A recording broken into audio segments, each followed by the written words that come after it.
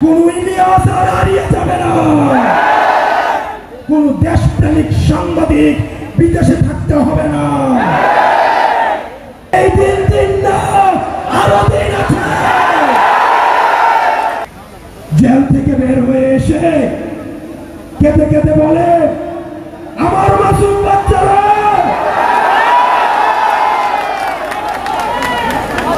আমরা কি জানি না গত 16 বছর আপনাদের ব্যাংক কেমনে ছিল, আপনাদের ব্যবসা কেমনে ছিল, আমরা সব জানি। কারে ভয় দেখান, আমাদের হারানোর কিছুই নাই। আমাদের ব্যাংক নাই, আমাদের লুটপাটের ব্যাংক নাই যেটা আমরা হারাবো। আমাদের শুধু আছে ভালোবাসা মানুষের।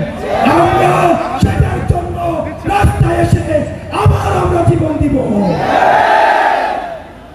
ডিসিএসপিদের বলছি, আপনারা যে ভালো ব্যবহার করছেন আমরা জানি, আপনারা চিপায় পরে আমাদের সাথে ভালো ব্যবহার করছেন।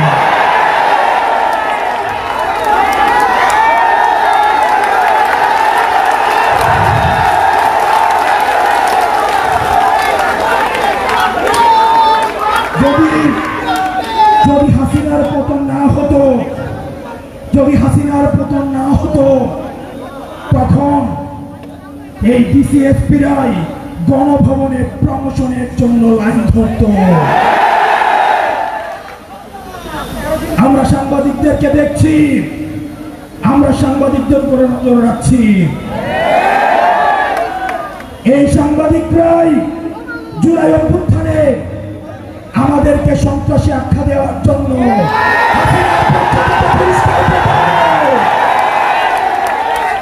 প্রিয় রাজশাহীবাসী, বাংলার আকাশে দুর্যোগের ঘনঘটা দেখা দিচ্ছে। আপনাদেরকে সতর্ক থাকতে হবে।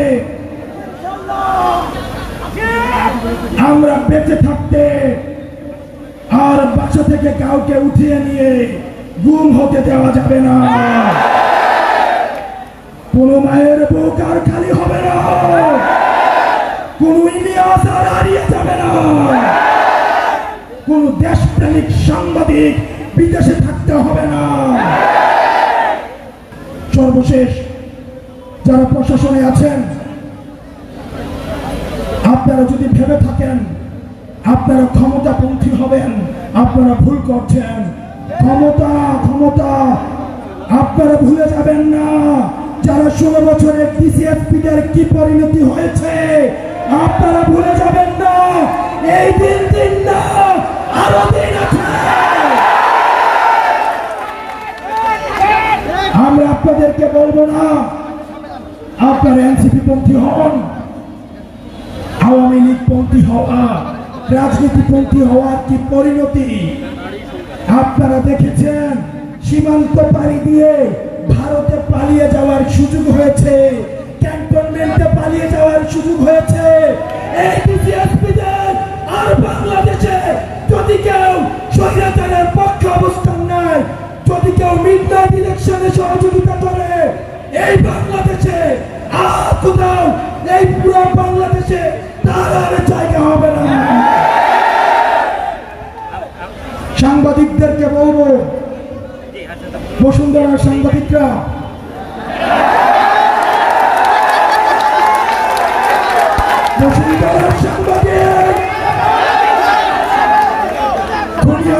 পক্ষে এই বসুন্ধরার মিডিয়া কি বৈধতা উৎপাদন করেছে আমরা ভুলে যাই না। এই বসুন্ধরা গ্রুপের সাংবাদিকরা আবার নগ্ন হয়ে অপরাধের বৈধতা উৎপাদনের জন্য আবার নেমে পেরেছে।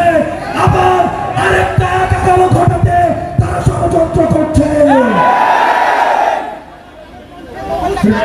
রাষ্ট্রের এজেন্সিরা যারা রয়েছেন, বাংলাদেশের যারা গোয়েন্দা সংস্থা আছেন, তারা জানে না বিদেশে বাংলাদেশের বিরুদ্ধে কি ষড়যন্ত্র হয়।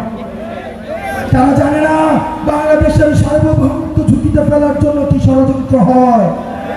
তারা যেটা করে, তারা ক্যান্টনমেন্টে বসে বসে রাজনৈতিক দল খুলে, তারা এই দলের বিরুদ্ধে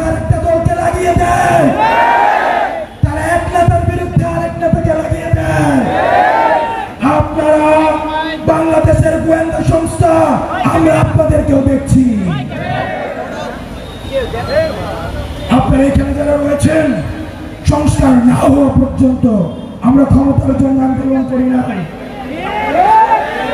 এই প্রজন্ম ব্যাট হাতে যে ছেলেটা এসছে, সন্তানকে নিয়ে যে মাটা এখানে এসছে, যে ছেলেটা প্রাইভেট থেকে খাতা কলম নিয়ে স্লোগানে এসছে, তারা ক্ষমতার জন্য রাজপথে নামে না। সুতরাং সংস্কার ছাড়া, বিচার ছাড়া যদি পথ পরিবর্তনের কোন চেষ্টা করা হয়, আমাদের বুকের উপর দিয়ে গুলি চালিয়ে যেতে হবে।